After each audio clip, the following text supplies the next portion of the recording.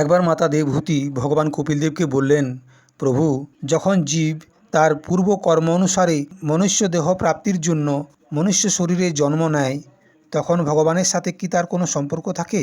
আর যদি থাকে তা সে বিষয়ে আপনি বিস্তারিত বর্ণনা করুন। তখন ভগবান বললেন, জীব যখন মনুষ্য শরীরে জন্ম নেয় তখন সে ভগবানের প্রেরণার দ্বারা পূর্ব কর্ম অনুসারে দেহপ্রাপ্তির জন্য পুরুষ বীর্যর কণা দ্বারা স্ত্রী গর্ভে প্রবেশ করে।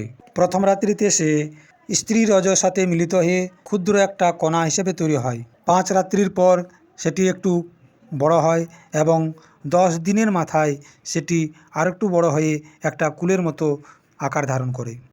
ধীরে ধীরে কিছুদিনের মধ্যেই এটি একটি ডিমের মতো আকার ধারণ করে। 1 মাস পর মাথা তৈরি হয়, 2 মাস পর হাত পা ইত্যাদি অঙ্গগুলি তৈরি হয় এবং 3 মাসে নখ, রোম, অস্থি, চামড়া, স্ত্রী পুরুষের চিহ্ন এবং অন্য ছিদ্রগুলি উৎপন্ন হয়। এবং মাতৃগর্ভে যখন 4 মাস বয়স হয় তখন মাংস আদি 7টি ধাতু তৈরি হয়। 5ম মাসে খিদা তৃষ্ণা পায় এবং 6ষ্ঠ মাসে আলাদা একটা থলির মতো ঝিল্লি তৈরি হয় এবং সেই ঝিল্লির মধ্যে মাতৃগর্ভে ডান দিকে অবস্থান করে। এই সময় মায়ের দ্বারা খাওয়া অন্ন জল দ্বারাই ওই গর্ভাবস্থার শিশুটির শরীর পুষ্ট হয়।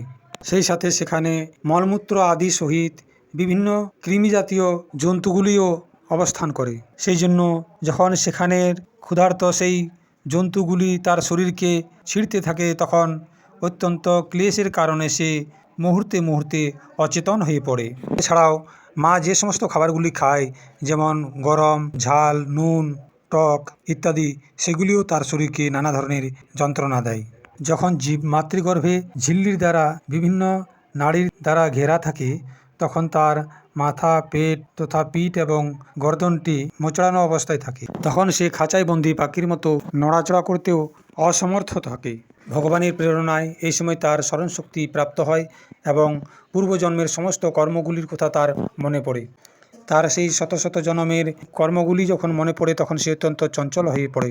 এইভাবে 7ম মাসে গর্ভস্থ শিশুটির জ্ঞানশক্তি আরেকটু বৃদ্ধি পায়, কিন্তু প্রসূতি বায়ুর চলমান হওয়ার কারণে পেটে উৎপন্ন বিষ্ঠাগুলির সাথে যে সমস্ত ক্রিয়াগুলি থাকে তাদের সঙ্গে থাকতে খুব কষ্ট হয়। তখন সপ্ত ধাতুময় স্থূল শরীরটি নিয়ে জীব অত্যন্ত ভয়ভীত হয়ে দীন ও বাণী দ্বারা কৃপা যাচনা করতে করতে ভগবানের কাছে হাত জোড় করে স্তুতি করে আর বলে, হে ভগবান, আমি বড় অধম। আপনি আমাকে যে গতি দিয়েছেন এটাই আমার যোগ্য। এই নশ্বর জগৎকে রক্ষা করার জন্য আপনি অনেক রূপ ধারণ করেন। আমি আমার এই মাতার উদরে দেহ, ইন্দ্রিয় এবং অন্তঃকরণ রূপে মায়ার আশ্রয় নিয়ে পাপ পুণ্যরূপ কর্মে আচ্ছাদিত থাকার কারণে বন্দির মতো রয়েছি। এখানে আমি আমার সন্তপ্ত হৃদয়ে বিশুদ্ধ, অবিকারী এবং অখণ্ড বোধ স্বরূপ পরমাত্মাকে নমস্কার করি।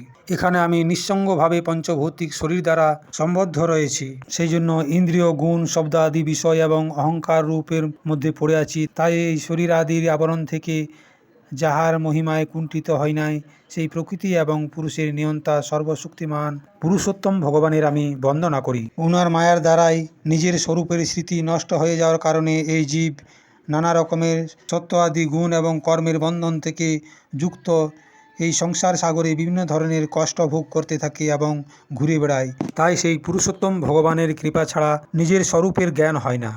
আমার মধ্যে এই যে ত্রিকালের জ্ঞান রয়েছে এটাও উনি দিয়েছেন, কেননা স্থাবর সঙ্গম সমস্ত প্রাণী একমাত্র তিনি অন্তর্যামী অংশরূপে বিদ্যমান রয়েছেন। আমরা নিজের ত্রিতাপের শান্তির জন্য ওনার ভজন করি। এই দেহধারী জীব অন্য মাতারূপী দেহধারীর গর্ভের মলমূত্র এবং রুধির কুয়ার মধ্যে পড়ে থাকে। তাহার জঠরাগ্নির থেকে তার শরীরে উৎপন্ন সন্তপ্ত হয়, সেখান থেকে বেরিয়ে আসার ইচ্ছা করতে থাকে এবং সময় গুনতে থাকে। এখন এই দিনজনে মাতৃগর্ভ থেকে কখন মুক্তি দেওয়া হবে?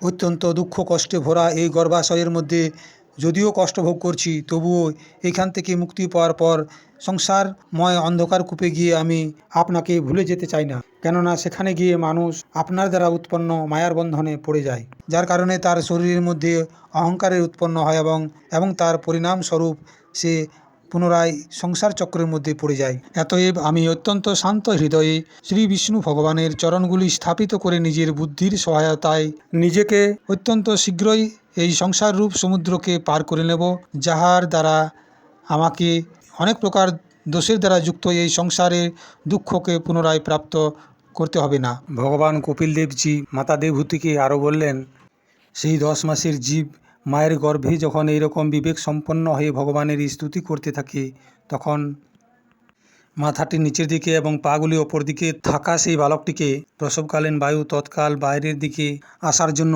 ঠেলতে থাকে। এইভাবে ঠেলার ফলে সেই বালক অত্যন্ত ব্যাকুল হয়ে নিচু মাথা করে অনেক কষ্টে বাইরে বেরিয়ে আসে। সেই সময় তার নিঃশ্বাস বন্ধ হয়ে যায় এবং পূর্ব স্মৃতি সব কিছু নষ্ট হয়ে যায়। বাইরের জগতে এসে মায়ের রক্ত এবং মূত্রের সাথে মিশ্রিত হয়ে সেই বালকটি ছটফট করতে থাকে। গর্ভের সময়কার সমস্ত জ্ঞান তার নষ্ট হয়ে যায়, আর সে বিপরীত গতি অর্থাৎ দেহাভিমান রূপ অজ্ঞান দশাকে প্রাপ্ত করে এবং বারবার জোরে জোরে কান্না করে। তারপর যাহারা তাহার অভিপ্রায় বুঝতে পারে না, তাহাদের দ্বারা তাহার পালন পোষণ হয়। এই অবস্থায় তাহার যা কিছু প্রতিকূল মনে হয়, সেই প্রতিকূলতার বাধা দেওয়ারও শক্তি তার থাকে না। যখন এই মানব শিশুটি বিছানায় শুয়ে থাকে, তখন সেই বিছানার মধ্যে ছারপোকা জাতীয় কিছু পোকামাকড় থাকে। তারা যখন কামড়ায়, তখন সেই কামড়টিকেও তাকে সহ্য করতে হয়, কারণ সে এপাশ ওপাশও হতে পারে না এবং চুলকাতেও পারে না। এই সব কিছুই বড় কষ্টের বিষয়। তার শরীরের চামড়া অত্যন্ত নরম হওয়ার কারণে মশা মাছিরাও ছাড়ে না, তারাও কামড় দেয়। এই সময় তার কান্না করা ছাড়া আর কিছুই করার থাকে না। এইভাবে বাল্যকালের সমস্ত দুঃখ ভোগ করার পর সে যুবা অবস্থায় পৌঁছায়।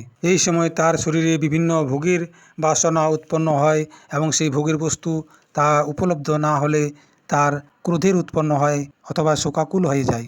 দেহের সাথে সাথে অভিমান এবং ক্রোধ বেড়ে যাওয়ার কারণে সে নিজেরই বিনাশ করার জন্য অন্যের সাথে হিংসা করে।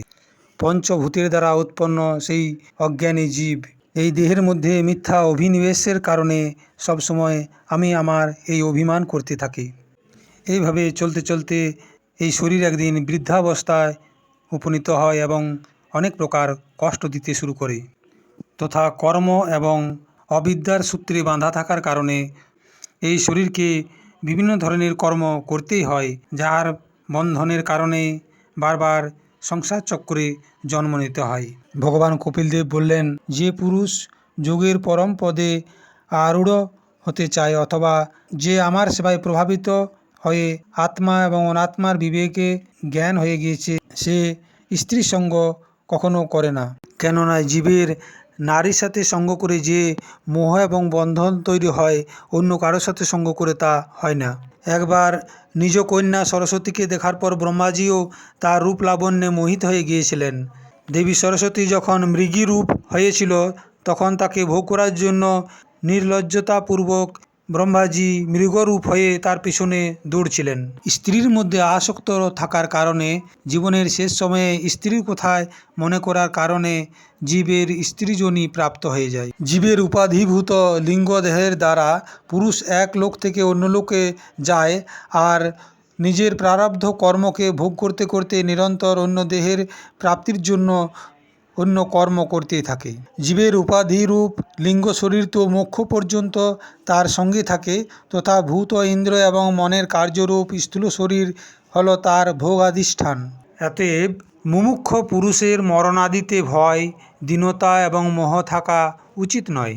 তাদের জীবের স্বরূপকে জানার পর ধৈর্যপূর্বক নিঃসঙ্গভাবে বিচরণ করা উচিত, তথা এই মায়াময় সংসারের মধ্যে যোগ বৈরাগ্যযুক্ত সাম্যক জ্ঞানময়ী বুদ্ধির দ্বারা শরীরকে নিক্ষেপের মতো রেখে তাহার প্রতি অনাসক্ত হয়ে বিচরণ করা উচিত। প্রিয় দর্শক, শ্রীমদ্ ভাগবত মহাপুরাণ সহ হিন্দু ধর্মের বিভিন্ন ধর্মগ্রন্থের থেকে বিভিন্ন কাহিনী শোনার জন্য আপনি যদি আমার চ্যানেলে নতুন হয়ে থাকেন, তবে চ্যানেলটি সাবস্ক্রাইব করে সঙ্গে থাকুন এবং লাইক, কমেন্ট ও শেয়ার করতে ভুলবেন না। ধন্যবাদ।